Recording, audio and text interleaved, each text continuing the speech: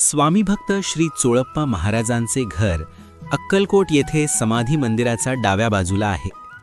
श्री स्वामी समर्थ महाराज अक्कलकोटमध्ये ज्या ठिकाणी वास्तव्य करत असत तेच हे घर आहे, जे आता एक पवित्र स्थान बनले आहे.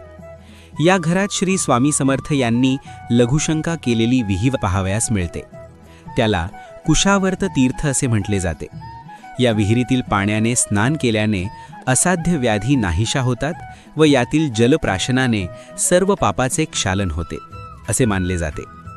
चोळप्पा महाराज हे स्वामी समर्थांचे आवडते शिष्य होते.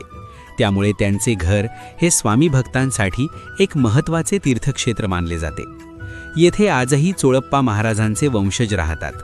त्यांच्या वंशजांचे फोटो येथे दर्शनी भागात लावले आहेत.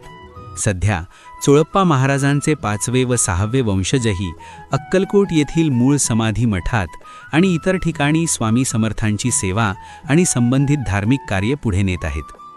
चोळप्पा महाराजांच्या या घरात श्री स्वामी समर्थ यांनी वापरलेल्या कफनी, रुद्राक्षमाळा, पादुका, हुक्का, चौरी, परशु खड्ग या वस्तू आपणास पाहावयास मिळतात. श्री स्वामी समर्थांच्या वास्तव्यामुळे या स्थानाला विशेष महत्त्व प्राप्त झाले आहे. हे ठिकाण स्वामी समर्थांचे एक महत्त्वाचे स्थान आणि भक्तांसाठी श्रद्धास्थान आहे.